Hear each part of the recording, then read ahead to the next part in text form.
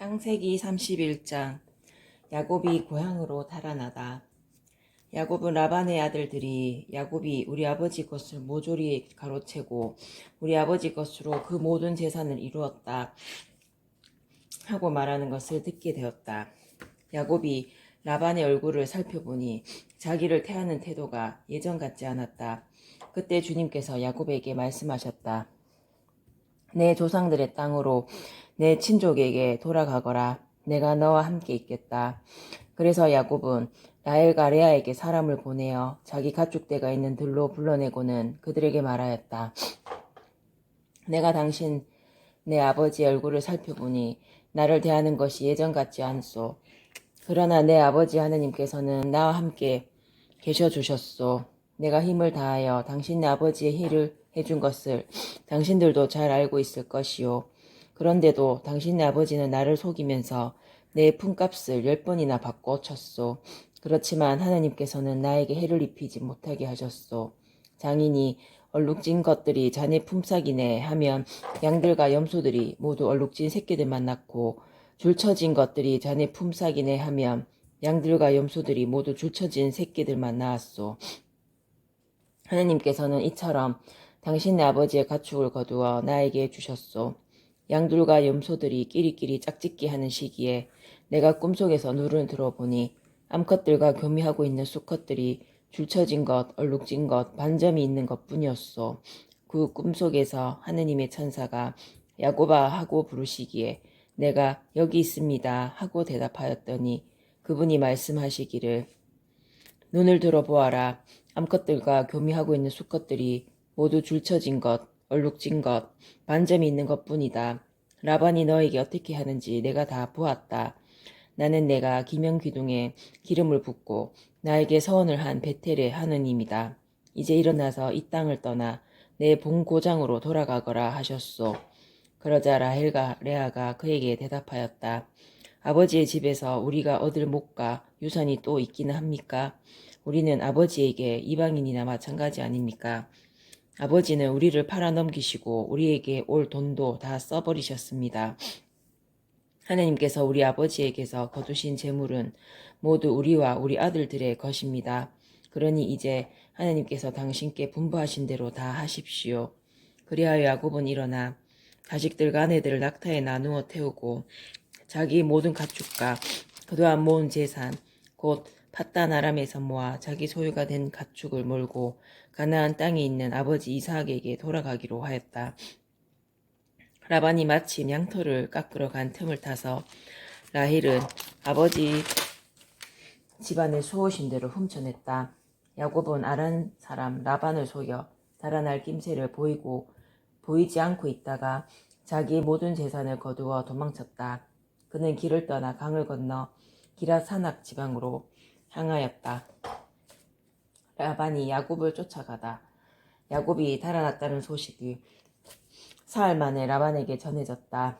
그는 친족을 이끌고 야곱을 뒤를 쫓아 이리 길을 가다가 기라사낙 지방에서 그를 따라잡게 되었다. 그날 밤 꿈에 하느님께서 아람 사람 라반에게 나타나 말씀하셨다. 좋은 말이든 나쁜 말이든 야곱에게 아무 말도 하지 않도록 조심하여라. 라반이 야곱에게 다다랐을 때 야곱이 사낙 지방에 천막을 쳤으므로 라반도 자기 친족과 함께 기라사낙 지방에 천막을 쳤다. 라반이 야곱에게 말하였다. 자네가 나를 속이고 내 딸들을 전쟁포로처럼 끌고 가나니 어찌 이럴 수가 있는가? 어째서 나를 속이고 몰래 달아났는가? 왜 나에게 알리지 않았나? 그랬다면 내가 손붓과 비파로 노래 부르며 기쁘게 자네를 떠나보내지 않았겠나? 왜 내 손자들과 내 딸들에게 입맞추게 해주지도 않았는가? 자네가 한 짓은 어리석기만 하네. 나는 자네들을 해칠 수도 있지만 어젯밤 자네들 아버지 하느님께서 나에게 좋은 말이든 나쁜 말이든 야곱에게 아무 말도 하지 않도록 조심하여라 하셨네. 그런데 자네는 아버지의 집이 그토록 그리워 떠났다고는 하지만 내 신들은 어째서 훔쳤나? 야곱이 라반에게 대답하였다. 장인어른께서 제 아내들을 빼앗아 가진 않을까 하는 생각에 두려웠기 때문입니다. 그러나 장인어른께서 저희 가운데 누구에게서든 어른의 신들을 발견하신다면 그 자는 죽어 마땅합니다. 제 짐 속에 장인 어른의 것이 있는지 저희 친족들이 보는 앞에서 찾아내어 가져가십시오. 야곱은 라헬이 그것들을 훔쳤다는 사실을 모르고 있었던 것이다. 라반은 야곱의 천막과 레아의 천막 그리고 두 여종의 천막에 들어가 보았지만 찾아내지 못하였다. 그는 레아의 천막에서 나와 라헬의 천막으로 들어갔다. 라헬은 그 수호신들을 가져다 낙타 안장 속에 넣고는 그 위에 앉아 있었다. 라반은 천막 안을 샅샅이 뒤졌으나 찾아내지 못하였다. 라헬이 자기 아버지에게 말하였다.